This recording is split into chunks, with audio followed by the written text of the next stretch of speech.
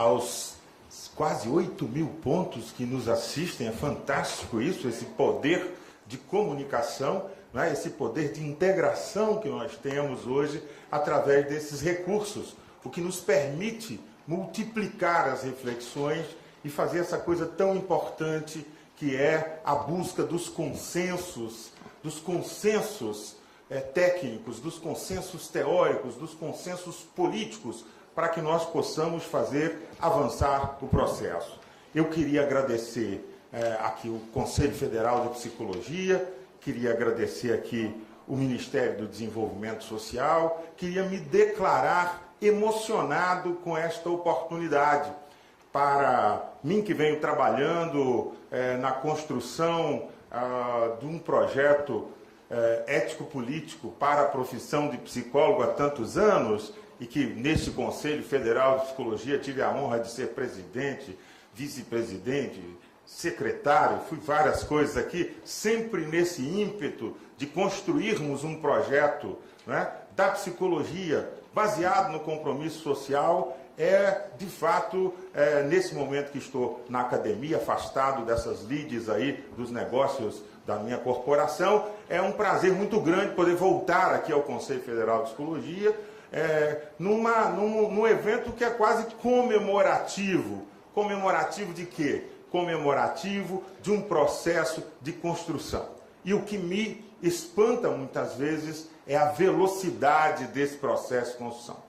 Pouco mais de 5 anos nos separam da aprovação da Lei Orgânica do Serviço Social, da Assistência Social, né? E, de repente, nós estamos aqui já com esses sistemas em implantação e nós temos esta oportunidade de tantos psicólogos, tantos colegas estarem vinculados a esse campo do exercício de uma política pública das mais fundamentais para o nosso país. Queria dizer que, na verdade, hoje, o Conselho Federal de Psicologia, ele vem construindo uma perspectiva de que o futuro dessa profissão passa pela capacidade dessa profissão dialogar com as necessidades da maior parte da população brasileira. E dialogar com as necessidades da maior parte da população brasileira significa exatamente participar desses espaços de ampliação dos direitos, que são os espaços da universalização da cidadania no nosso país. E esse é o campo, portanto, das políticas públicas, e não apenas neste campo da assistência social, mas o leque das atividades e dos exercícios profissionais dos psicólogos no campo das mais diversas políticas públicas nesse país é algo efetivamente que merece ser comemorado. Todavia, eu vou começar aqui, até porque acho que é importante, possivelmente, dentre os que estão nos assistindo nesses quase 8.000 pontos aí de internet, nós devemos ter muitos estudantes.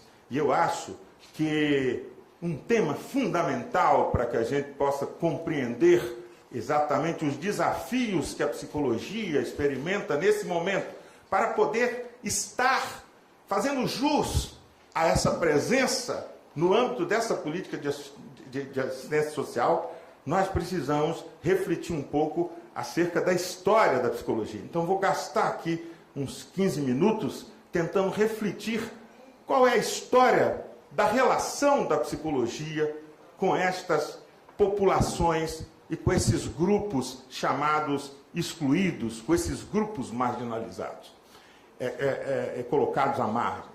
Então, eu queria trazer para vocês uma percepção de que a história da relação, do processo de institucionalização de um saber que, em 1962, né, houve de constituir-se como uma profissão. A lei da profissão é de 1962, uma profissão relativamente jovem, mas as relações com o conhecimento psicológico no Brasil são muito anteriores.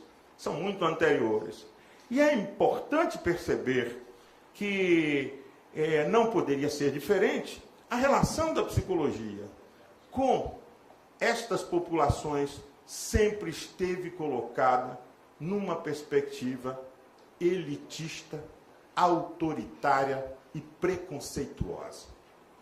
É preciso que a gente não tenha vergonha da história que nós temos. É preciso que nós conheçamos a história que nós temos para que nós possamos superar essa história.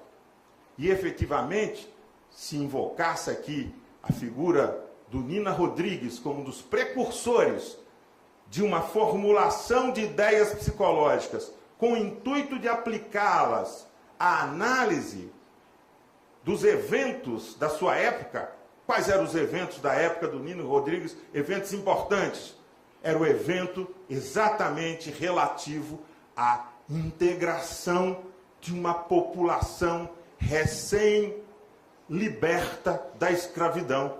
Era a integração do agrupamento dos africanos que foram trazidos para esse país, escravizados no processo colonial durante mais de 300 anos. E Nina Rodrigues, um grande cientista da época, utilizando as ideias psicológicas que estavam em voga na Europa, né? Ideias de um certo cunho eugenista, né? Em um dos seus livros, As Raças Humanas, formula claramente de que os negros e os seus descendentes, né, constituem uma degeneração racial e que a degeneração racial era problemática para o desenvolvimento desse país. O Nina Rodrigues chega a afirmar em As Raças Humanas de que os negros são, como grupo étnico, como grupo cultural, civilizatório, que eles são inferiores porque eles têm uma competência cognitiva inferior. E de onde ele deduz isso? Ele deduz isso da religiosidade africana, que é uma religiosidade baseada no culto a entidades que são também forças naturais, e o Nina deduz daí de que, portanto, dentro de uma psicologia da época, esses grupos estariam num estágio primitivo, um estágio que é um estágio do animismo fetichista, que atribui alma às coisas. Dentro de um certo evolucionismo, esse seria um estágio primitivo. E, portanto, esse grupo teria uma incompetência cognitiva para compreender a complexidade da lei. E, assim sendo, talvez, o Nina não conclui dessa maneira explicitamente, mas ele sugere que talvez tenha sido um erro, não exatamente a abolição da escravatura, mas com a proclamação da República, estabelecer uma igualdade de cidadania desses grupos, formulando claramente neste livro, a partir de ideias psicológicas, a hipótese de que o Brasil devia ter dois padrões de cidadania. A cidadania para aqueles que estavam no patamar cognitivo de compreender a complexidade das leis, e uma outra cidadania mais rasa, rebaixada, menor, com códigos mais simplificados para esses grupos. Eu pego esse momento bastante significativo e originário, não tenho tempo para fazer com vocês uma trajetória, descrever aqui uma trajetória, tentando pontuar a cada momento como os psicólogos, por exemplo, vão participar dos processos da tentativa civilizatória através da educação, no processo da escola nova, do Estado, né, o Estado Novo, a ditadura de Vargas. Não vou poder falar para vocês, por exemplo, como no processo de industrialização do final dos anos 50, no pós-guerra, essa psicologia vai ser uma psicologia fundamentalmente industrial, buscando selecionar entre essa massa de brasileiros aí meio negativada, essa massa sempre percebida como indolente, ignorante, inculta, incompetente, de como a psicologia poderia ajudar que esta massa pudesse virar gente humana típica, gente parecida com as gentes da elite brasileira. É interessante porque esse processo histórico, ele, de alguma forma, nos traz a um momento de institucionalização da psicologia, criação da lei em 1962, e logo depois, 2 anos depois, nós temos uma ditadura militar, que vai afastar completamente os psicólogos, trazendo para dentro da psicologia desde uma perspectiva epistemológica da neutralidade científica, estúpida, obviamente, de uma neutralidade científica, de que política e psicologia são dois assuntos que não se misturam e de que a psicologia não tem nada a ver com a política, que a psicologia não vai se desenvolver, não deve se envolver com as dimensões da política. Vejam, no momento mais importante do desenvolvimento da profissão, da multiplicação das faculdades, dos cursos de psicologia, coincide com o processo da repressão política, coincide com o processo do silenciamento das liberdades, coincide com o processo do impedimento de que as pessoas pudessem se reunir para refletir sobre a realidade que estava se construindo nesse país. E esse momento repressivo, ele tem custos para toda a sociedade brasileira e ele tem custos também para um certo processo, para incrementar um certo processo de alienação da psicologia frente às problemáticas sociais. Obviamente que toda hegemonia comporta contra-hegemonia, podemos lembrar de nomes, né, que fizeram a diferença, que polemizaram, que criaram tentativas, a professora Silvia Lani, com a tentativa de introduzir no Brasil uma reflexão sobre uma psicologia social crítica. Quando eu falei do Nina Rodrigues, tenho que lembrar necessariamente de uma rara exceção entre os psicólogos originários, os primeiros pioneiros que escreveram sobre a psicologia, que é o Manuel Bonfim, um homem também lúcido, que tinha uma perspectiva, mas que foi contra-hegemônico, não foi, né? O Silvio Romero se encarregou de silenciar a voz e a potência que havia nos escritos do Manuel Bonfim naquele momento, fazendo prevalecer essa tradição que eu estou descrevendo para vocês. Uma tradição fundamentalmente elitista, autoritária, que percebe a questão da identidade nacional, que não é outra, senão o grande fosso, o grande abismo existente entre os modelos de configuração do ser das elites e esta vasta massa essa massa bestializada, essa massa tratada sempre como aquela célebre frase: no Brasil, problema social é caso de polícia, né? Efetivamente, essa negativação da plebe, da ralé brasileira, né?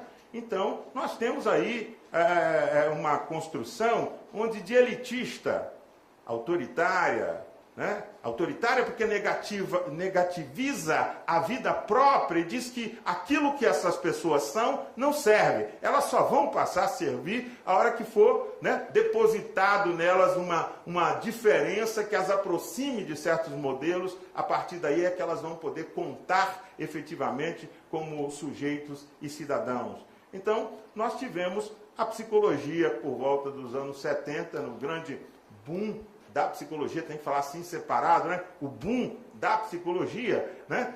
Que é o momento de criação e de difusão das ideias psicológicas na sociedade brasileira nos anos 70, nós vamos ter um modelo que é o modelo do triunfo e hegemonia do clinicalismo, que é uma concepção de que fora da clínica não existia psicologia e que ser psicologia, ser psicólogo, significava necessariamente ser psicoterapeuta. E nós temos toda uma formação, né, e um mercado que se desenvolve como um mercado liberal, onde efetivamente quem tinha acesso ao serviço dos psicólogos é aqueles que dispunham de recursos para pagar os psicólogos, para serem atendidos pelos psicólogos. E ser atendido pelos psicólogos significava, na época, fundamentalmente, ser atendido em uma das linhas psicoterapêuticas que a psicologia se desenvolveu. Estou falando tudo isso no passado. Muitas dessas coisas ainda são pregnantes, ainda permanecem impactando aqui o nosso assunto, o nosso tema, acerca de como deve o psicólogo atuar num contexto como o contexto da assistência social. Muitos desses elementos ainda estão presentes. Bem, os psicólogos, efetivamente, nesta linha de buscar, nessa linha que foi produzida historicamente numa condição alienada, de que todos são psicoterapeutas, produziram uma equação que não fechava, porque efetivamente as classes médias brasileiras sofreram uma profunda retração econômica nos anos 70 e 80, o poder aquisitivo, e o poder, a própria mobilidade social, a ampliação da classe média sofreu uma forte constrição econômica nos anos 70, nos anos 80, os anos do dito milagre brasileiro, e a década perdida, chamada também, os anos 80, e efetivamente os psicólogos não pararam de se reproduzir aos milhares através da multiplicação dos cursos de psicologia. Logo, num dado momento, tem mais psicólogo do que cliente. Então nós temos aí um problema para os psicólogos que ameaçava profundamente o próprio futuro dessa profissão. Porque efetivamente nós temos a multiplicação de psicólogos, mas não temos trabalho para todos os psicólogos, já que trabalho para psicólogo naquele momento está sendo compreendido com o exercício da psicoterapia. Então, este fato é um fato fundamental que vai ser associado ao momento histórico, porque o povo brasileiro estava empenhado em reconduzir esse país à democracia e muitas lutas se estabeleceram em prol da construção desta democracia, e a construção dessa democracia veio efetivamente a partir de todas essas lutas populares, a partir da derrubada da ditadura militar, pela mobilização social no Brasil. Nós tivemos a nossa Constituição de 88. E a Constituição de 88, ela significa uma Constituição que exatamente pelo protagonismo social da organização da sociedade na luta pela conquista da democracia, significa uma Constituição sui generis dentro da história elitista, autoritária desse país. Eu sempre lembro isso porque a Constituição muitas vezes está colocada sob suspeição, que ela é cumprida, que ela não é moderna, que a Constituição do país tal tem só tantos artigos, que aqui tem artigo demais, que tem que tirar uns artigos, tem que enxugar a Constituição, de vez em quando falam que tem que fazer uma nova Constituinte, rever a Constituição, que com essa Constituição não dá, mas efetivamente essa Constituição ela tem o sinal, e Ulisses Guimarães, ao dizê-la Constituição cidadã, efetivamente ela tem o sinal da ampliação da cidadania. Esse sinal é inequívoco e ela é que nos conduz, 20 e poucos anos depois, a esse momento político que nós estamos vivendo agora.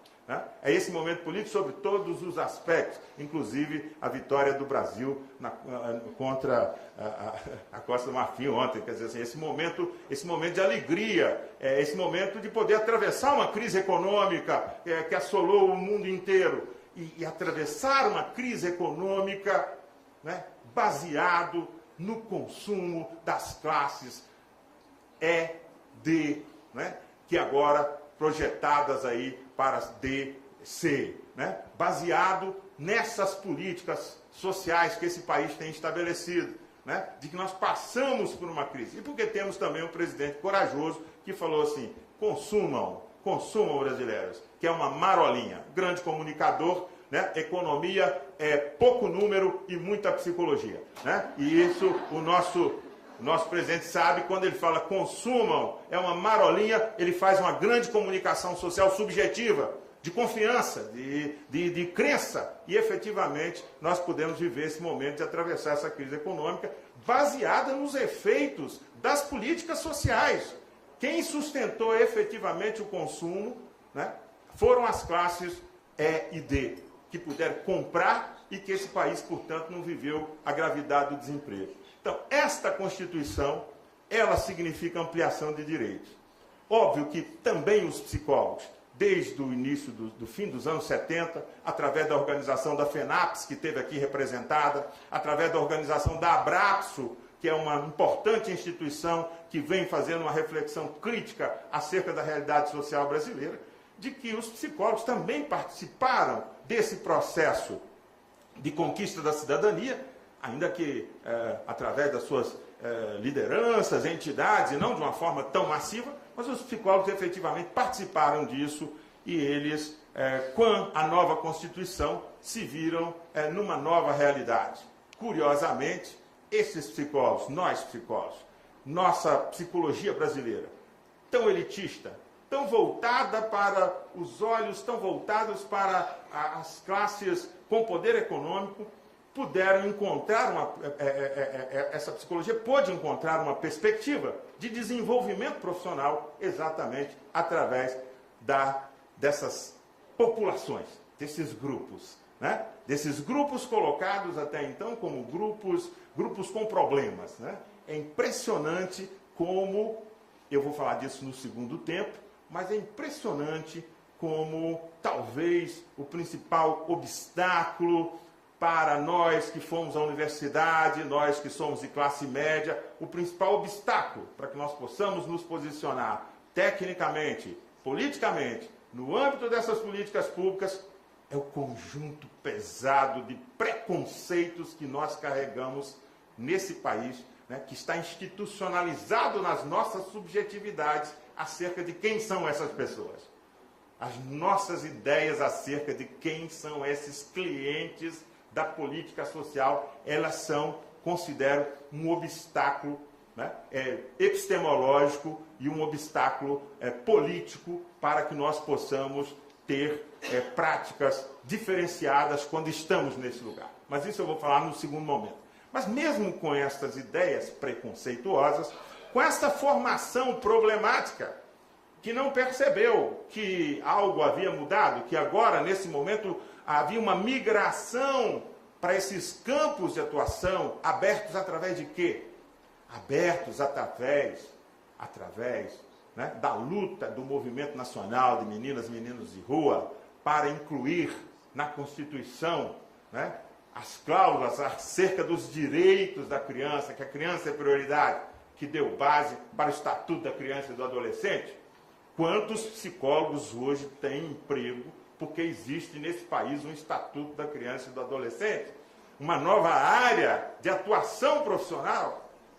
A institucionalização do SUS, saúde com direito, uma afirmação simples, disputada dentro da Constituição, que ao gerar o SUS, o Sistema Único de Saúde, nos projeta hoje com mais de 16 mil psicólogos atuando no Sistema Único de Saúde, né? E poderia dar muitos exemplos, multiplicar aqui áreas mais recentes onde os psicólogos têm sido demandados, né? Os companheiros do Recife que estão lá vivendo, do Alagoas, que estão vivendo lá uma tragédia agora ambiental grande, as cidades, né? Com muita chuva, com muitas casas, muitos desabrigados, e nós hoje sabemos que existe uma política pública, que é a política da defesa civil, né? Política Nacional de Defesa Civil, onde os psicólogos são requisitados, são chamados para participar dessa política. Né? E podia dar e multiplicando para vocês de como no âmbito dessas políticas públicas, como no Ministério do Trabalho hoje se cria uma consciência que o tema da assistência ao desemprego precisa melhorar do ponto de vista do seu componente psicossocial, que o sujeito que está desempregado, mais do que receber apenas o seguro-desemprego, ele precisa receber um suporte que ajude a compreender a sua conjuntura pessoal como uma conjuntura vinculada aos processos sociais e o atendimento psicossocial. E eu deixei para falar por último, obviamente, da política de atenção às pessoas que no nosso país estão colocados nesta faixa de vulnerabilidade e pobreza, que é a política de assistência social. Né? Esta é fantástica, vocês ouviram aqui os números da ministra. Nós temos aí pouco mais de 5 anos de institucionalização dessa política, de torná-la, né, uma política regulada através de um instrumento legal forte. E nós temos já 8 mil, praticamente, psicólogos atuando, vai mais 1.600 aí, não é? Cada se tiver um que tenha, nós estamos falando de 9 mil psicólogos trabalhando nas políticas públicas. Então é bastante interessante essa história, por isso que eu disse para vocês que me senti emocionado de estar aqui, porque sou preocupado com a história, né? E é muito bom a gente perceber a história se transformando e que a gente fazendo parte da transformação da história, que eu acredito que é isso que todos nós que estamos aqui presencialmente e os que estão nos assistindo devem nesse momento imbuir-se dessa percepção de que nós estamos fazendo parte de um processo de transformação histórica formidável do ponto de vista da nossa profissão. Não há problema nenhum de que uma categoria profissional queira ter emprego para trabalhar. Afinal de contas, é para isso que alguém vai à universidade e se prepara para poder trabalhar. A questão é de que nós temos algumas opções de direções para políticas, da ação política desses grupos profissionais, para produzirmos isso que é importante, que é a empregabilidade. Alguns apostam no recurso de tentar produzir vantagens através de lobbies legislativos, como, por exemplo, o caso do ato médico, que acha que vai resolver o problema da empregabilidade fazendo um lobby e produzindo uma lei leonina que retira dos outros e acumula sobre um determinado grupo profissional as prerrogativas, os direitos, as vantagens. Esta é uma forma corporativista de compreender a ação profissional, a ação coletiva de uma profissão. Outros, como os psicólogos e o Conselho de Serviço Social, que aqui esteve representado, têm apostado em outra direção. Não há nenhuma contradição em que nós possamos ampliar as oportunidades de trabalho, nos associando à luta pela ampliação da cidadania de todos os brasileiros, nos associando à luta pela promoção dos direitos de todos os brasileiros, nos associando à luta pela melhoria da vida desta sociedade. Porque, gente, se não, efetivamente, se nós não equacionarmos, não é, esta temática, que é a temática que vou trazer logo agora em seguida, que é a temática da desigualdade social brasileira, não pode haver paz social, não pode haver conforto social. Não pode haver conforto social e paz social numa sociedade onde alguns gozam desmesuradamente, gozam sem medidas, gozam tudo, gozam no consumo, gozam em todas as potências. E um outro grupo fica condenado às migalhas de gozo, ou fica condenado a não gozar nunca, a não usufruir nunca, a não poder nunca. Uma sociedade que tem esta ordem de contradição não pode se constituir como uma sociedade saudável, como uma sociedade feliz, como uma sociedade democrática, como uma sociedade onde as pessoas se sintam todas orgulhosas da sua condição de cidadania. Então, este talvez seja o ponto diferencial entre uma atuação e uma perspectiva corporativista e uma atuação de uma ação profissional corporativa na luta pela ampliação da cidadania e dos direitos, né? Pela construção de um melhor padrão civilizatório para as relações entre os diversos sujeitos, produzindo mais equitatividade do ponto de vista dos modos de ser do sujeito na sociedade. Então vejam que interessante. Nós somos remetidos a essa dimensão, a dimensão de participarmos disso. Não é? E muitas vezes o fazemos, temos participado disso, sem oferecer a devida retribuição desta oportunidade. Não vou ser tão cáustico como o Sérgio Bianchi faz no filme Quanto Vale ou É por Quilo. Beira a caricatura, mas nós sabemos que caricatura é pegar um traço, exagerar, aquele traço está presente, você exagera e o sujeito, pelo traço, reconhece o personagem. Né? Então, efetivamente, nós precisamos de perceber que esta mão, ela deve ser uma mão dupla, não pode ser uma mão só do venha nós, vosso reino nada. Não podemos comemorar os psicólogos, as assistentes sociais, os advogados, os pedagogos e quem mais, sociólogos, quem mais trabalha com essas políticas. Não podemos comemorar que as políticas sociais estão se ampliando e, graças a Deus, nós podemos ter um emprego, empregos problemáticos, isso deixo por último. Empregos problemáticos, problemáticos do ponto de vista da remuneração, problemáticos do ponto de vista da estabilidade, problemático do ponto de vista das condições de trabalho. Não está fácil a vida de quem, estou falando aqui para os 8 mil que estão nos ouvindo, muitas pessoas têm que dialogar com a realidade. Não é fácil. Ninguém está dizendo que é simples e que é fácil. Estamos apenas dizendo de que efetivamente representa uma potencialidade importante de empregabilidade profissional e de que as categorias profissionais têm que fazer jus aos desafios que são colocados para. E ninguém vai fazer isso individualmente. Os processos são sempre coletivos. Fiquem tranquilos, não é para cada um ser herói, protagonista individual. Não. Nosso desafio é outro. É de que a gente possa construir coletivamente estas compreensões e que nós possamos estar à altura. Eu tenho conversado com muitas pessoas que atuam em CRAs. Eu, na universidade, formo pessoas, na Universidade Federal da Bahia, e estou em contato lá com a Secretaria de Assistência Social, e temos feito diálogos, inclusive hoje o meu instituto está trabalhando em colaboração para um processo de educação permanente dos trabalhadores dos CRAs. Então tenho tido oportunidade, tive oportunidade através do CREPOP, Centro de Referência Políticas Públicas do Conselho Federal de Psicologia, na época que era coordenado por mim, no primeiro documento que nós lançamos, que é o documento de referências técnicas para a atuação dos psicólogos no SUAS, no CRAS-SUAS, e que é interessante que nós fizemos isso juntamente com o Conselho Federal de Serviço Social, fizemos um trabalho exatamente de explicitação. Então, nessas conversas, a gente percebe que nossa atuação profissional nesses lugares ainda está deixando muito a desejar.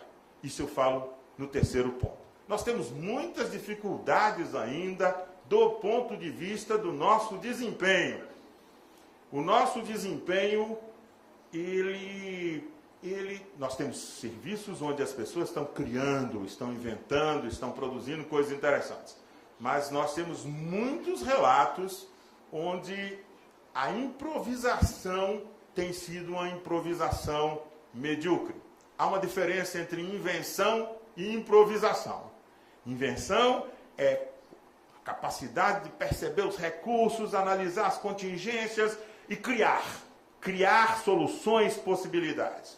Improvisar significa dar um jeitinho, fazer, lá na Bahia se fala fazer um armengue, fazer uma coisa assim mal arrumada, fazer um faz de conta.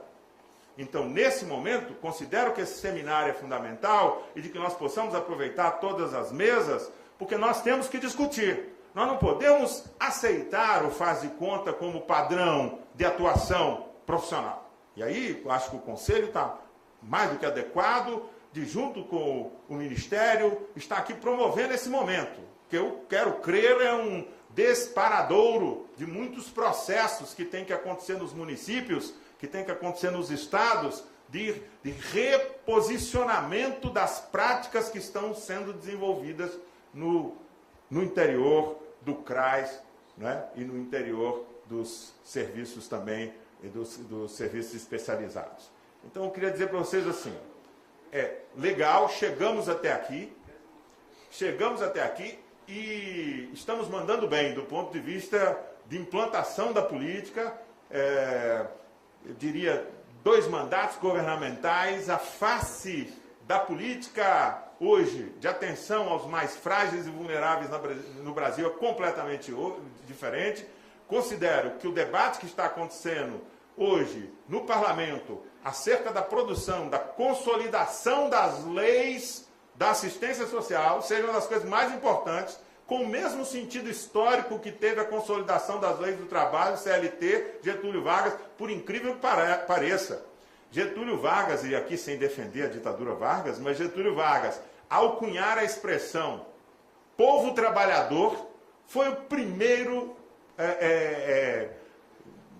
integrante das elites, e a gente sabe por que ele fez isso, mas foi o primeiro a dar um qualificativo positivo à ralé brasileira, que passou a ser considerada classe trabalhadora, povo trabalhador. E não é por acaso que durante muitos anos a diferença entre vadiagem e cidadania era ter a posse da carteira de trabalho, né, que tinha que ser apresentado como um documento hábil para qualificar o sujeito como um trabalhador na sociedade brasileira. Né? Então, queria dizer para vocês que nós avançamos, o momento é importante, a oportunidade é riquíssima, mas que nós estamos muito deficientes sobre vários aspectos.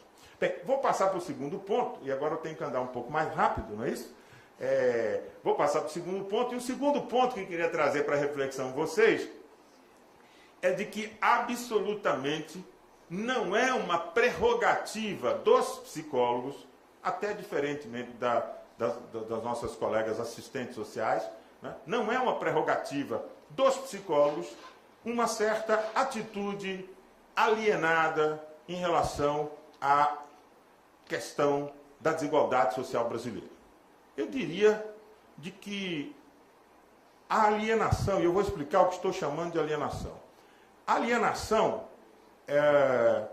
em torno do tema da desigualdade social brasileira, é um componente fundamental para a manutenção e a reprodução da desigualdade social brasileira. Eu estou querendo dizer para vocês que para uma sociedade funcionar, aquilo que os integrantes da sociedade pensam acerca das coisas que acontecem na sociedade é um componente fundamental para que a sociedade seja essa e não seja outra qualquer diferente dessa. Eu estou querendo dizer para vocês que o conjunto dos nossos pensamentos comuns, o nosso senso comum acerca de quem são, como se produzem, por que se produzem, o que quer dizer a existência de pessoas miseráveis e frágeis. Esse senso comum, ele está marcado por um absoluto preconceito, no sentido mais rigoroso da palavra, uma ideia que não tem a ver com a coisa, não é? E este preconceito atravessa os brasileiros, desde o mais alto da pirâmide até o lugar da ralé, mais ralé. Eu estou querendo dizer que no Brasil existem formas de pensar a existência dos pobres, dos miseráveis, né, que atribui, por exemplo, a uma questão de natureza econômica. Por que as pessoas são pobres? São pobres porque não têm dinheiro. E por que elas não têm dinheiro? Porque elas são pobres. Né? Há um pensamento economicista que acha que o problema das nossas populações é falta de dinheiro. Que elas são pobres porque elas não têm dinheiro. Nós temos que tomar cuidado. Né? Nós temos que tomar cuidado com esse viés economicista, porque ele pode se fazer presente dentro da política de assistência social. Ele pode se fazer presente. Qual é essa ideia? Quando eu der dinheiro para as pessoas, se eu der dinheiro para as pessoas, se as pessoas tiverem dinheiro, os liberais dizem assim, não, nós vamos fazer a economia crescer, a economia vai crescer, vai gerar novas oportunidades de emprego, essas pessoas vão arranjar emprego, quando elas arranjarem emprego, elas vão ser diferentes. Entendeu como é? Elas vão mudar, elas vão passar a ser outra coisa, porque elas vão arranjar emprego e o problema delas, e quanto mais elas ganharem dinheiro, mais elas vão ser outra coisa. Né? Essa é uma ideia que a gente dizer para vocês, possivelmente vocês vão concordar, é isso mesmo, é assim mesmo, não é? Vocês vão até estranhar que eu esteja aqui colocando em questão essa ideia. Uma das ideias fundamentais do capitalismo é a ideia de que, ao colocar claramente a exploração econômica como um critério social, ela faz, dentro da Revolução Burguesa, ela faz exatamente uma exigência do ponto de vista de uma ordem de igualdade jurídica da cidadania. É porque o capitalismo é um sistema onde a exploração é disfarçada. O combinado do capitalismo em relação ao regime que lhe antecedeu, o feudal, é o seguinte: você compra minha força de trabalho, mas você não tem o direito de me humilhar, porque eu sou cidadão, eu sou igual. Certo? O outro comprava o trabalho e podia humilhar, tinha o domínio sobre o ser do sujeito. O capitalismo combinou, você é livre para vender sua força de trabalho e ser explorado por qualquer capitalista, né? Você vai ser explorado de qualquer forma. Contraparte disso é exatamente a construção ideológica da igualdade que gerou, por exemplo, na Europa, gerou reforma agrária dentro da Revolução Burguesa. Reforma agrária, 1890, reforma agrária, 1850, nos mais tardios, Itália, 1900. Reforma agrária, gente, reforma agrária, que aqui nesse país é uma questão de vida e de morte, é uma questão de assassinato. Reforma agrária faz parte do pacto mínimo do Estado de igualdade jurídica burguês.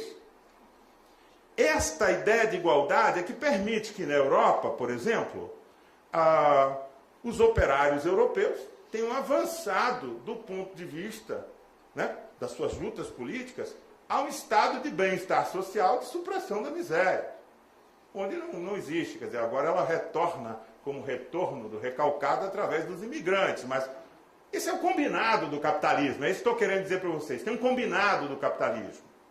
Um brasileiro, pedreiro, que está mudando também os pedreiros. Eu vi a estatística sobre os pedreiros no Brasil, está mudando o patamar de ser pedreiro no Brasil, mas ainda vou dar esse exemplo.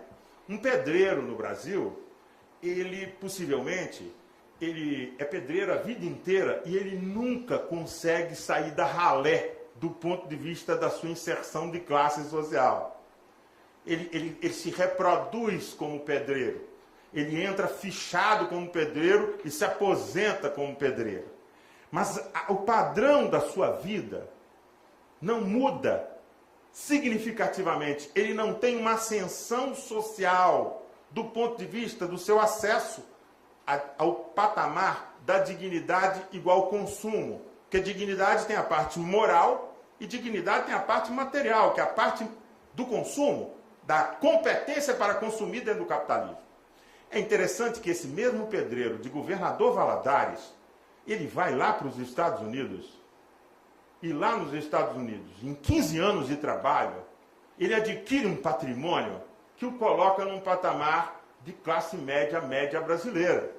É curioso, o que tem lá nos Estados Unidos que não tem aqui? O Brasil era a 80ª economia lá pelos idos de 30. O Brasil é a 8ª economia. O Brasil se projeta como a 5ª economia.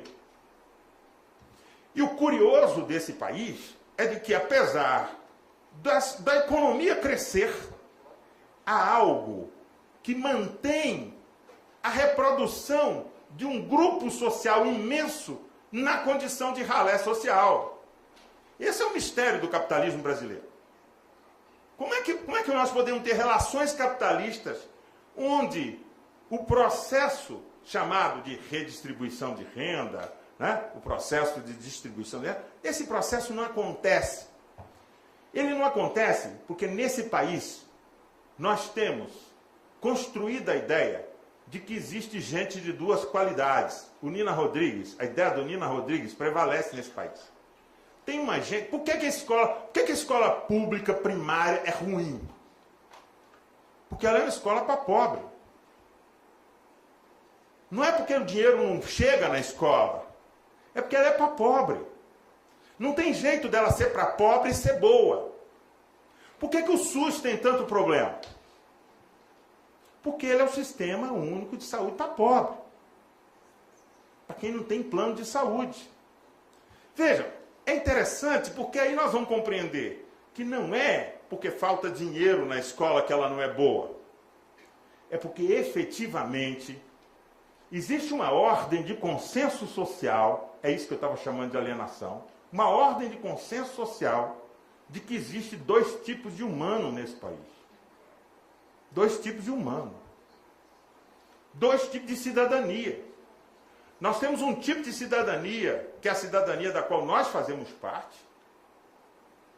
Uma cidadania que se revela na nossa mídia. Podia ficar aqui, não temos tempo, podia ficar dando exemplo a vocês. Na nossa mídia, toda vez que alguém do nosso grupo social é assassinado brutalmente, a nossa mídia gasta horas e horas e horas falando sobre isso, vira um caso e conta, cadê a advogada de São Paulo?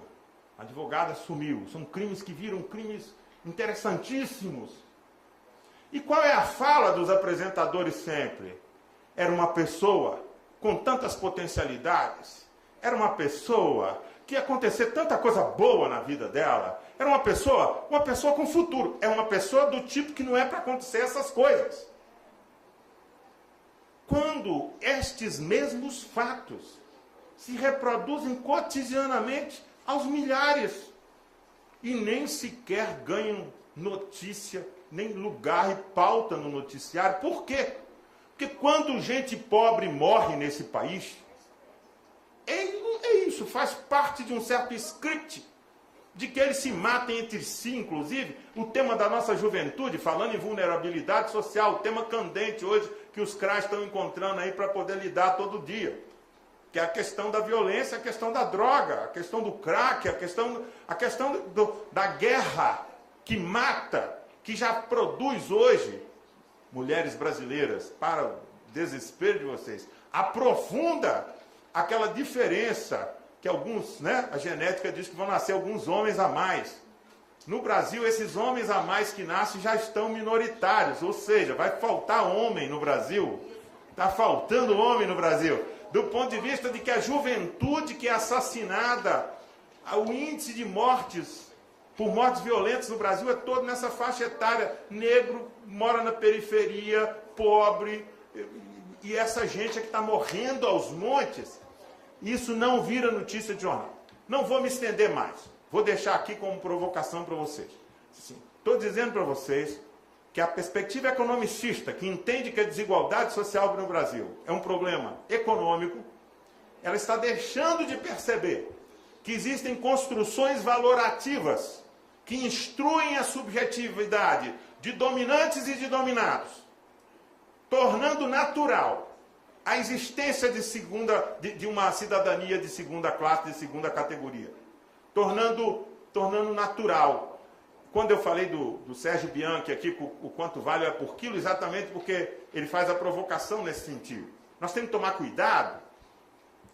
Nós temos que tomar cuidado para que a política de assistência social não seja uma política para os pobres, mas para todos aqueles brasileiros que, porventura, tem uma hipossuficiência, tem uma falta de condições de garantir a si mesmo. Eu digo, esta é a vanguarda do bem-estar social. Nós vamos aqui, o bem-estar social aqui vai começar da ponta de baixo para a ponta de cima, para que todos os brasileiros possam ter um dia direito à dignidade, mesmo numa condição hipossuficiente, mas nós vamos construir isso de baixo para cima. Nós vamos construir isso exatamente garantindo que hoje este grupo populacional possa nós precisamos fazer uma revolução. Fiquem calmos, não é revolução, revolução do ponto de vista do nosso pensamento crítico acerca de com que nós estamos mexendo. A ministra trouxe aqui, nós temos que nos declarar ignorantes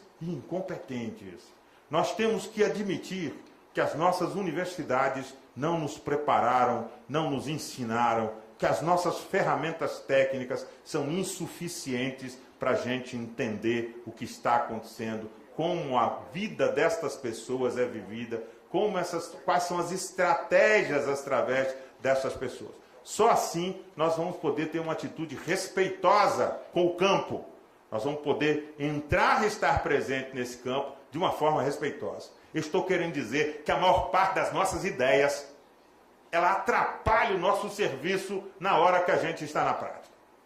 Os nossos preconceitos, sejam eles preconceitos acadêmicos, sejam eles... Não estou propondo aqui, gente, terra arrasada, derrubem todo o conhecimento, anule tudo que foi dito. Estou dizendo, nós brasileiros, como estamos como um peixinho dentro do aquário, nós temos uma limitação perceptiva acerca do próprio fenômeno que efetivamente nós lidamos, que é o fenômeno da reprodução da ralé, da reprodução da pobreza. Não tem lógica dentro do capitalismo que isso seja assim. Eu estou aqui reivindicando que o capitalismo seja capitalismo. Né? Que o capitalismo funcione ao modo capitalista. Que o capitalismo no Brasil funcione ao modo do capitalismo. Porque o que nós temos aqui é uma versão, o Gessé Souza fala, é uma versão seletiva da modernização social que pinça os pontos mais interessantes do ponto de vista da produção, da acumulação e despreza o pacote da modernidade na sua totalidade. Né? Despreza a dimensão da dignidade como componente fundamental. Faz de conta que no Brasil só existe pobre. Por que existe pobre no Brasil? A culpa é de quem? É dos pobres que cismam e teimam em se reproduzir. Né? Em última instância, esse pensamento nos leva a essa ideia de que o problema da pobreza no Brasil é que são esses tipos que cismam, teimam em se reproduzir.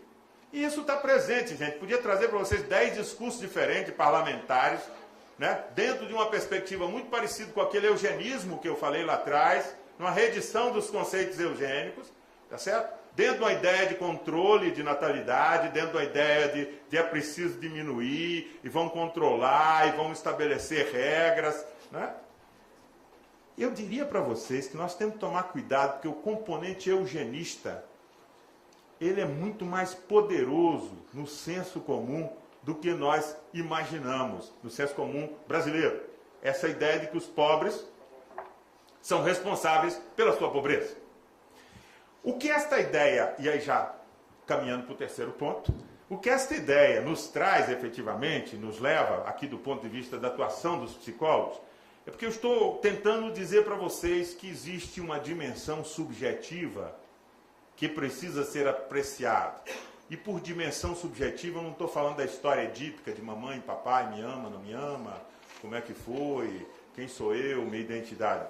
Eu estou falando de dimensão subjetiva porque eu estou falando de uma dimensão valorativa, de uma dimensão afetiva, de uma dimensão, por exemplo, que localiza com um rápido olhar numa cena social qualquer quais são os sujeitos aos quais eu devo deferência, né? Que os sujeitos aprazíveis, e quais são os sujeitos que eu não preciso ligar muito porque são subalternos. Nós temos um colega, dois colegas, o José Moura Gonçalves, da USP, que faz um belo trabalho sobre a humilhação social como um desafio ético-político para a psicologia. O texto chama a si mesmo, a humilhação social como um desafio ético-político para a psicologia. Pode ser encontrado na internet, na revista da USP. E o Costa, que foi orientando dele, que escreve um belíssimo livro que é sobre a invisibilidade sociais, Homens Invisíveis. Esses dois colegas, eles estão revelando para nós, são psicólogos sociais, vejam aí. É disso que eu estou querendo dizer para vocês. É preciso trazer uma perspectiva que, ao investigar esse problema, nos ilumine com novos olhares, que nos ajude a nos posicionar do ponto de vista dos operadores dessas políticas com os nossos próprios preconceitos. E esses dois colegas fazem isso, onde eles evidenciam exatamente essa dimensão, a dimensão do ser invisível, o Costa trabalha.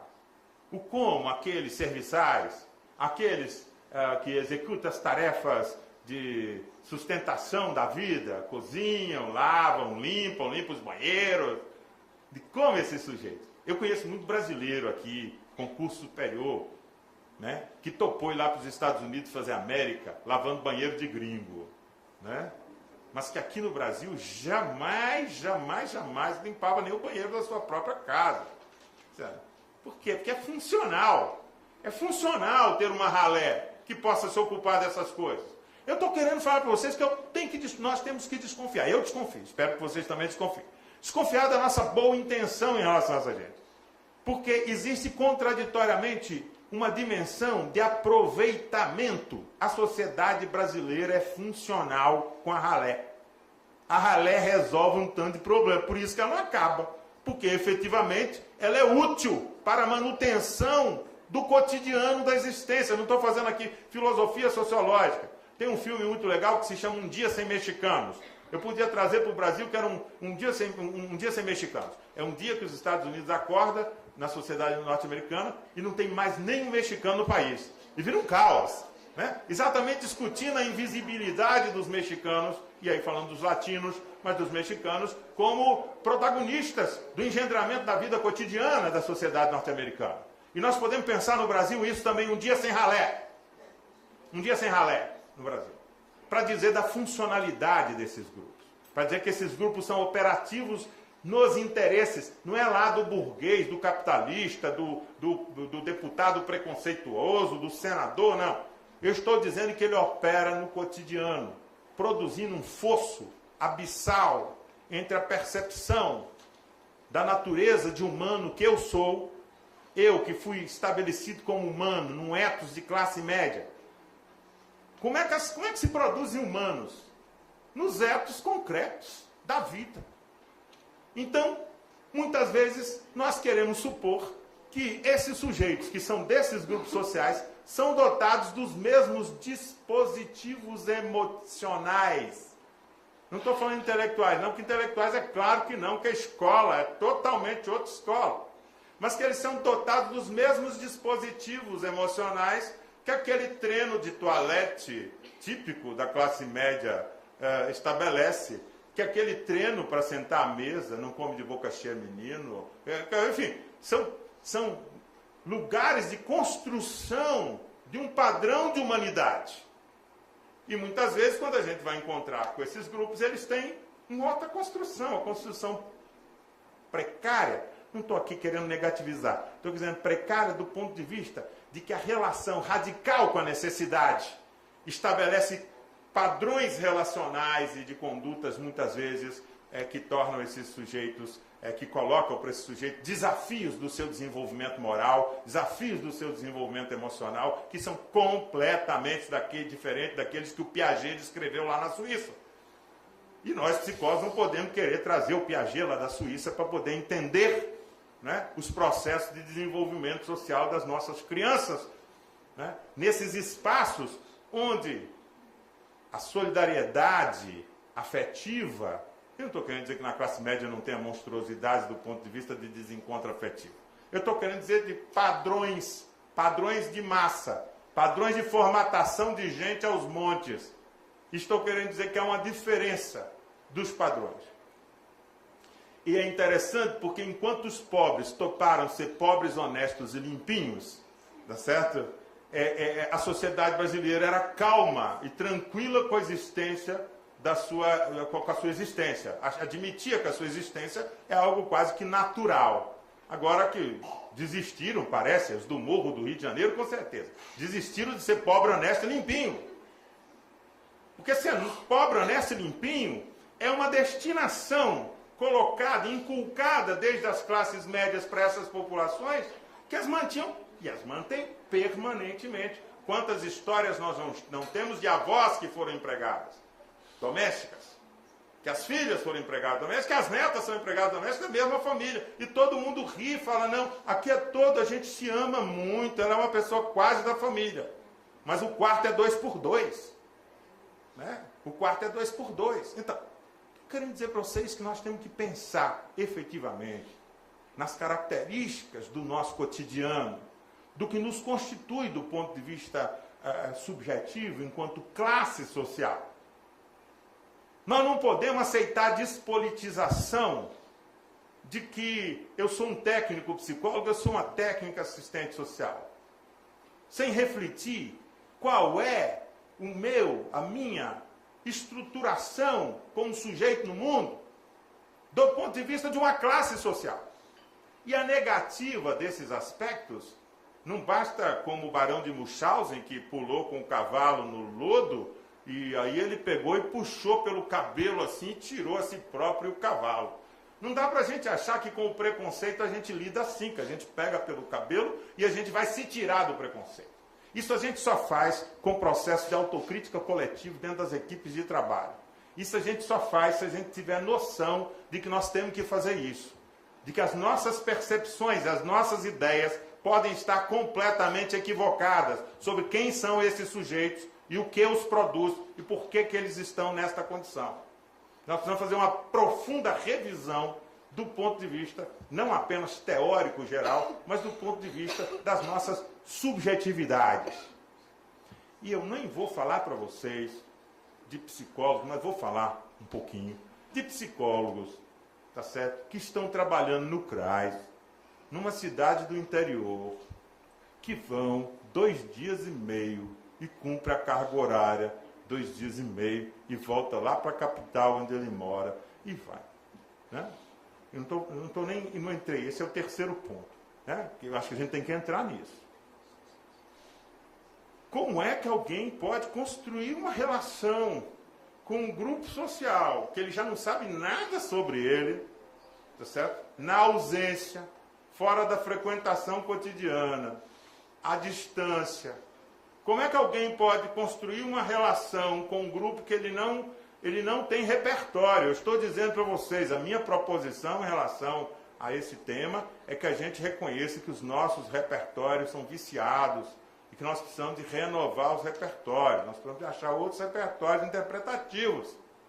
Que os repertórios, eu vou dizer agora como professor universitário, doutor, assim, para dar um pouco de autoridade. Os repertórios que a universidade oferece aos psicólogos não os prepara para atuar nos centros de atenção psicossocial do SUS, da reforma psiquiátrica, não os prepara para atuar no centro de referência de assistência social. Então, o que está acontecendo? Vamos passar para o terceiro ponto e já ir concluindo. O que está acontecendo então? Esses momentos não devem ser momentos que nós devemos temer. Eu sempre disse que os psicólogos, nós psicólogos podemos ser até equivocados, mas nós não somos estúpidos. Né? E foi assim também, porque na reforma psiquiátrica, quando nos contrataram lá em 1985, 86, nos contrataram, não era para fazer reforma psiquiátrica, era para trabalhar na atenção básica, fazendo lá uma triagem para as pessoas não serem internadas. E aí a gente foi fazer isso, e a gente fez muita bobagem, e a gente fez coisas que não devia, e todo mundo montou um consultório de psicanálise lá dentro da policlínica do SUS, do SUDES na época, né, das ações integradas de saúde da época, e fez muita bobagem depois, e discutia se podia fazer grupo, se não podia fazer grupo, se afinal de contas grupo não era uma desqualificação do processo psicoterapêutico, porque eram todos psicoterapeutas, fomos trabalhar na saúde pública, transpusemos o modelo, dizendo já aconteceu na história. Isso não é novidade, aconteceu assim com o SUS. Fomos transpostos do modelo de atendimento em consultório liberal para dentro das policlínicas. E fizemos a mesma coisa, marcamos, logo tinha agenda cheia, filas de gente para atender, processos de psicoterapia de 3, 4, 5 anos de duração, enfim, né? Atendíamos preferencialmente os neuróticos que faziam demanda de psicoterapia, os psicóticos passavam longe, continuavam sendo internados no hospício. Não, enfim, é assim. Entramos, mas foi a primeira vez, a primeira política de ingresso massivo de psicólogos dentro de uma política pública por concurso. E este coletivo que ingressou, ele fez a diferença. Quando foi lá em 1987, nós estávamos inventando a luta antimanicomial. Em 89, nós inventamos o CAPS, lá na intervenção do Anchieta em Santos. E o CAPS virou modelo de intervenção substitutiva em relação ao hospital psiquiátrico. E nós construímos uma noção de clínica ampliada. Eu estou querendo dizer para vocês que nós não temos que nos assustar com esse momento. Digamos que o SUAS está um pouco mais acelerado, né, no processo de chamar muita gente. Mas nós precisamos, né? Nós precisamos de transformar a quantidade em qualidade. Esse é o nosso desafio agora.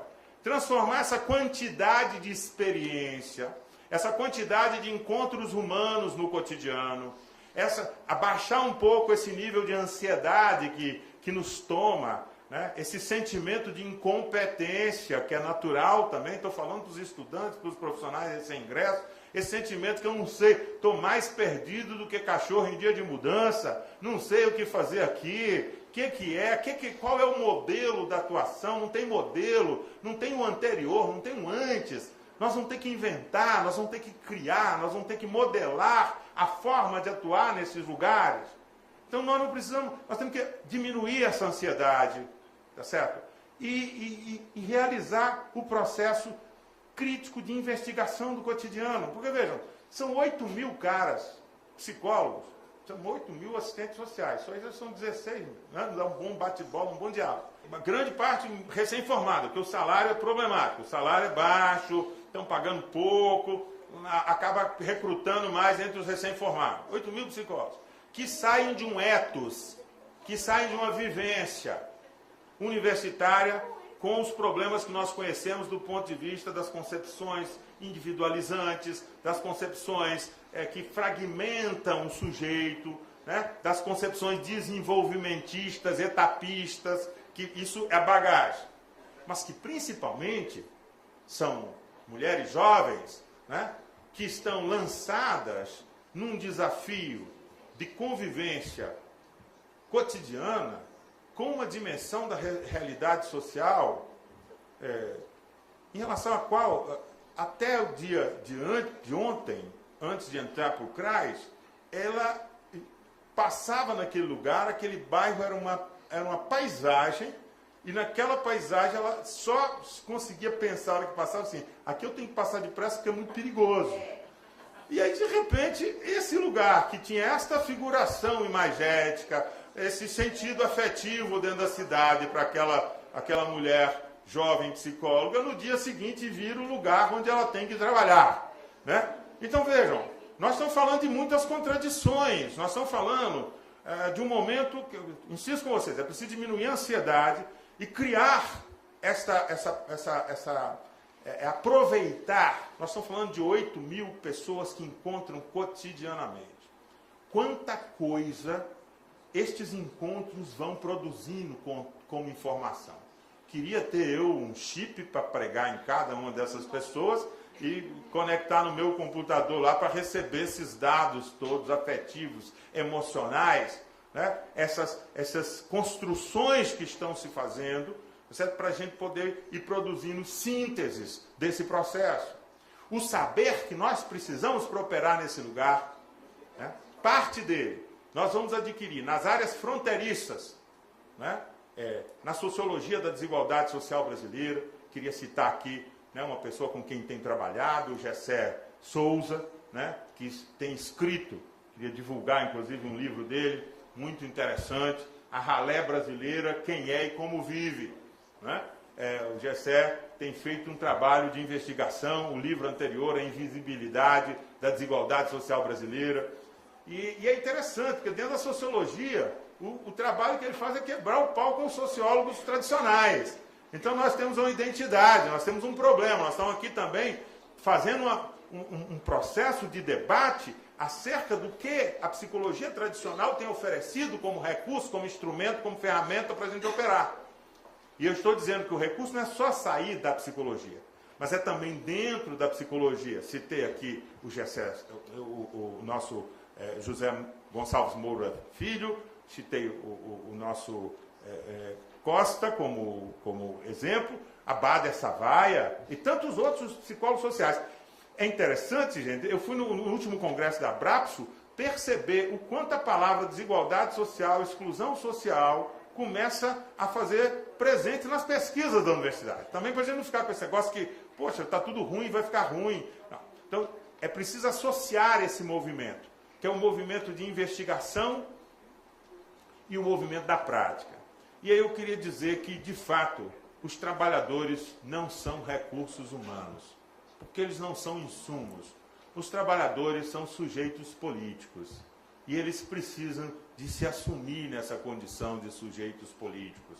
Sujeitos que também têm ideologias, que também têm vontade política, que também têm compromisso político. Porque é nesta condição de sujeitos políticos que nós estamos sendo solicitados, nesse momento, para operarmos nesse sistema. E por último, ultimíssimo, eu queria dizer para vocês que nós temos um desafio grande, que eu considero que é um desafio de natureza epistemológica. O tipo de conhecimento que, tradicionalmente, o campo psicológico valoriza, não que ele só produza esse, mas que ele valoriza, é geralmente um tipo de conhecimento com as tecnologias da personalidade. E muitas vezes, socialmente, nós somos também solicitados para este desempenho. As pessoas têm uma expectativa de que nós manejemos tecnologias das personalidades. Estou chamando de tecnologias das personalidades todas aquelas perspectivas de atuação psicológica que tomam, né, a dimensão do indivíduo como uma dimensão distinta, separada, apartada da dimensão coletiva e social. Que, por exemplo, percebe o indivíduo como sujeito de uma autonomia, de uma autocapacidade de se determinar, né? Que aposta muito na força interior, né? De que acha que as pessoas podem superar se elas tiverem muita força de vontade. Essa é uma perspectiva social que muitos psicólogos, uma perspectiva da sociedade, do olhar social, não da psicologia social, que muitos psicólogos assumem, né? E que também a comunidade espera de nós. A comunidade espera de nós que nós tenhamos tecnologias manipulatórias da personalidade, de que a personalidade entra meio assim esquisita e nós damos uma arrumação nessa personalidade, né? Arrumadores do self, do ego, do interior, da cabeça, dos afetos, do corpo, então as diversas versões. Há uma depositação em torno do indivíduo. E isso eu considero que isso é da psicologia, gente. Isso é a matriz da matriz, é uma corrente fortíssima, é uma dimensão fortíssima. Mas existe outra dimensão que hoje busca superar, através de uma teoria da ação social, essa dicotomia indivíduo-sociedade. Né? Eu acho que a clínica ampliada do CAPS segue aí para nós como um certo horizonte. Ok, tem que dar uma escuta para a fala singular e para os afetos particulares que aquele sujeito constrói. Só assim eu vou saber dele alguma coisa. Mas eu não posso achar que é trabalhando no nível da representação simbólica da fala que ele me traz, apenas que eu vou conseguir produzir efeitos do ponto de vista das transformações. Porque antes de chamar o paranoico de paranoico, é preciso ver se não tem um jacaré debaixo da cama. E às vezes tem jacarés fortíssimos debaixo da cama das pessoas. E a gente fica achando que é só pura paranoia. Então, se dá uma conferida nessas dimensões que articulam a subjetividade. Nós temos esse viés de interpretar como... Né? Eu li um artigo certa vez que uma aluna me trouxe, assim, exatamente porque sabe que eu gosto de criticar essas coisas.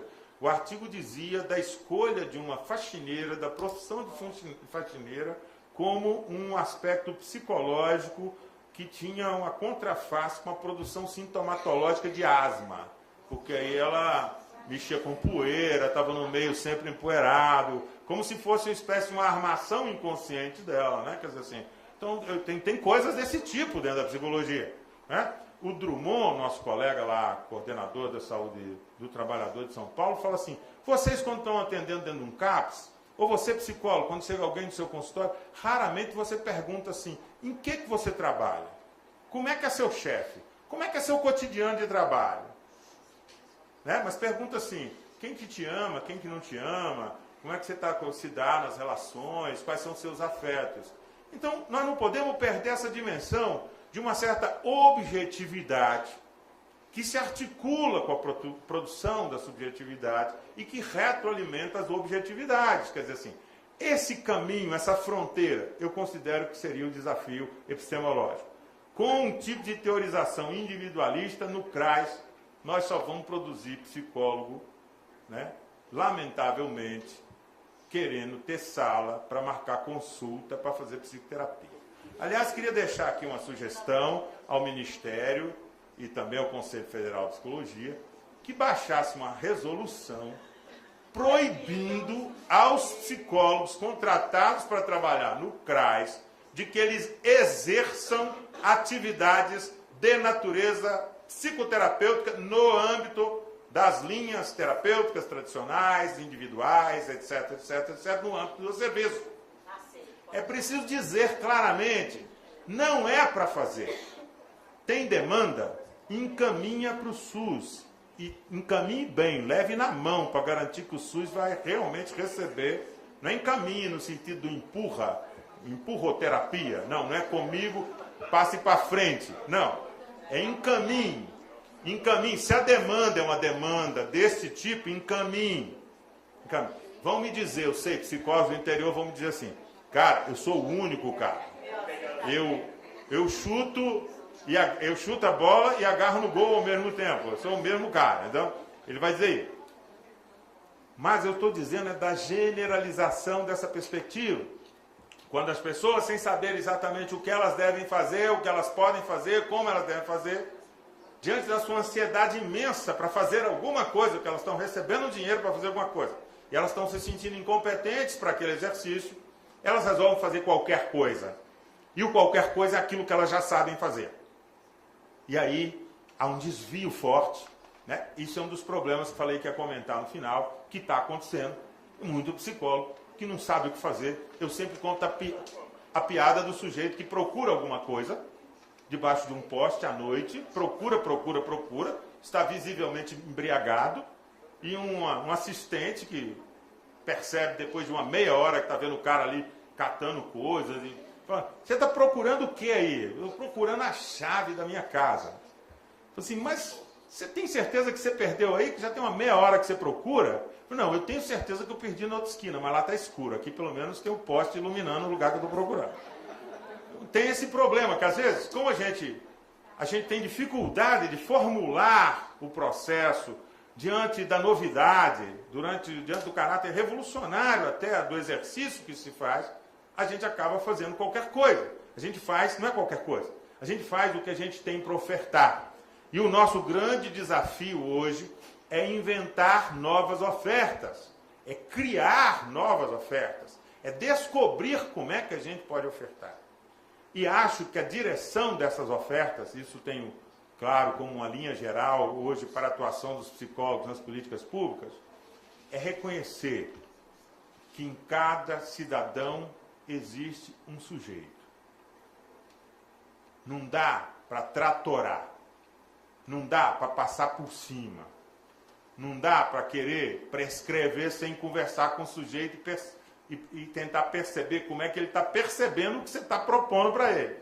Não dá para impor, não dá para dar carteirada. Eu sou psicólogo, eu estou dizendo para você, você tem que parar de fazer isso ou você tem que fazer aquilo. Não dá para ser normativo. E aí, MDS, precisa tomar cuidado. Porque algumas coisas passam, não com intenção, mas passam como normativo. E o normativo vem na produtividade, o normativo vem nesses lugares aí que eu faço. Entendeu? E aí faz de qualquer maneira, faz assim, não é que faz de qualquer maneira, faz assim achando inclusive que está fazendo o melhor possível, né? Muitas vezes com essa convicção, com esse sentimento forte de que está fazendo o melhor possível. Então nós precisamos tomar cuidado com essa dimensão de perceber que a cidadania pressupõe o respeito a esta condição de cada sujeito é um cidadão. Significa que ele tem afeto, sentimentos, e que se isso não for levado em consideração, não vai funcionar.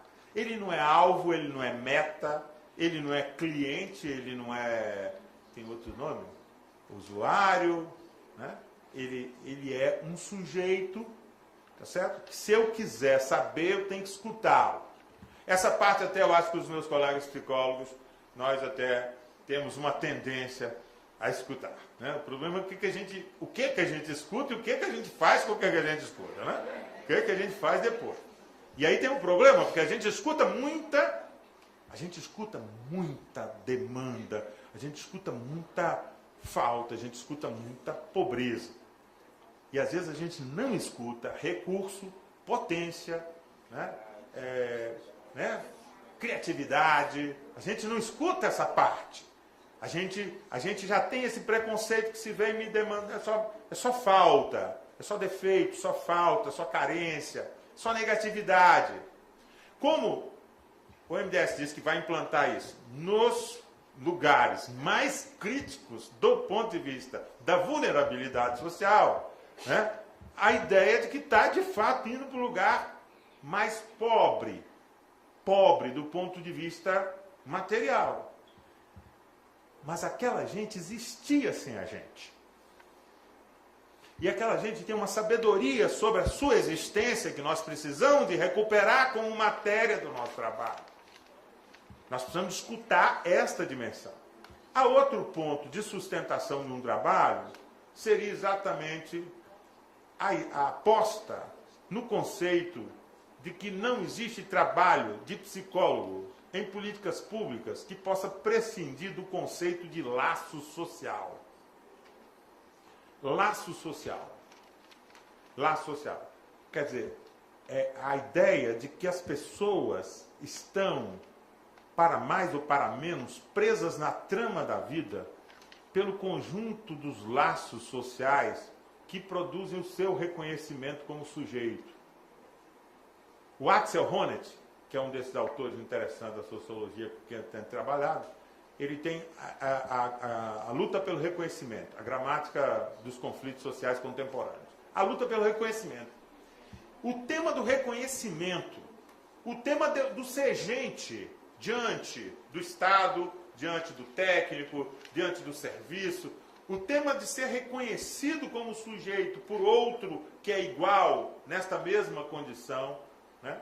É um tema fundamental para a gente pensar o tema do laço social. De como a gente constrói trabalhos, que aí não é prêt-à-porter, não é modinha C&A. Né? É um por um.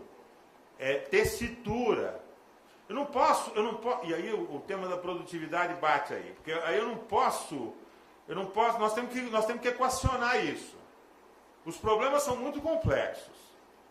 E a gente precisa de tempo para conversar com as pessoas, para investigar, para averiguar, para articular, para tramar. Para tramar como é que a gente inscreve. Ó, gente, tem a dimensão da institucionalidade, dos programas, e tem que operar assim. A política tem que ter suas definições claras, de preferência que o resto funcione, né, gente? Porque também está complicado isso, porque o psicólogo às vezes até tem lá uma compreensão e tal, mas o conjunto dos recursos que estão organizados do ponto de vista da rede, da parte que diz respeito, que eu acabei de dizer para vocês que tem uma parte que diz respeito a respeitar essa comunidade e perceber essa comunidade como potencialidade, como recursos intrínsecos, né, que ali estão e que nós precisamos de, né, percebê-los e poder utilizá-los para quê? Para que aqueles sujeitos se autopromovam. Né? Não que nós nos promovamos, mas que eles se autopromovam. Eu fui ontem na feira do MDA, na Feira da Agricultura Familiar. Fantástico como iniciativa, 7ª edição. Fantástico como iniciativa de visibilidade para a economia invisível do Brasil. A Feira do Brasil Contemporâneo. Para a economia invisível do Brasil. Mais de 800 expositores. Coisas preciosíssimas, sofisticadíssimas do ponto de vista de alimentos orgânicos, de trabalhos criativos com as matérias, né, com matérias do ponto de vista ambiental, cuidados, produções com cuidados ambientais. E uma economia invisível, economia das famílias, da agricultura familiar, que esse país sempre fez política agrícola para o agronegócio, para a exportação. E pela primeira vez, como uma espécie de contraface dessa política que nós estamos falando aqui da assistência social, nós estamos tendo uma política do Ministério do Desenvolvimento Agrário que efetivamente tem oferecido a essas populações um conjunto de recursos. E esta feira mostra, se o governo faz a sua parte de oferecer os recursos, os suportes, efetivamente as pessoas fazem acontecer. E elas fazem muito acontecer. Agora, óbvio que esse fazer acontecer, em cada projeto daquele, encontrávamos as assessorias técnicas, a escuta cuidadosa e respeitosa da autonomia daqueles grupos produtivos, né? O processo de empoderamento daquelas próprias comunidades. Então, com isso, estou querendo dizer para vocês, o tema do laço social, nós também não precisamos de inventar demais, não. Ele está presente na reforma psiquiátrica, ele está presente na Conferência da Economia Solidária, que acabou de construir aqui, formas diferentes de produzir. Ele está presente na Feira da Agricultura Familiar do MDA. Quer dizer assim, também não estou falando aqui de eu estou chamando a atenção porque estou me dirigindo aos meus colegas psicólogos, que o tema do laço social é um tema que articula exatamente subjetividades e objetividades sociais. É aí que a gente encontra a ponte entre o que é sentimento, afeto, modos de perceber, e a gente encontra práticas sociais, formas de organização, institucionalização dos poderes, das relações no interior das comunidades. E que aí é que eu acredito que nós tenhamos uma matéria muito fértil para acontecer. Bem, com isso, espero ter trazido para vocês elementos, não tive a intenção de causar polêmica, nem de não causar polêmica. Fui muito assim livre aqui no meu dizer e espero ter trazido para vocês algumas contribuições para a gente pensar essa coisa tão rica, tão importante que está acontecendo na história da psicologia brasileira, está acontecendo na história da assistência do desenvolvimento social, da assistência social brasileira, e de que a gente possa aproveitar esse momento, de que os meus colegas psicólogos, também minhas colegas assistentes sociais, mas sobretudo meus colegas psicólogos, possam ter consciência de que o SUAS e o CRAS não existe porque existem psicólogos. Né? Não é para nós que o SUAS foi feito, para nos dar emprego, para nos dar trabalho. Né?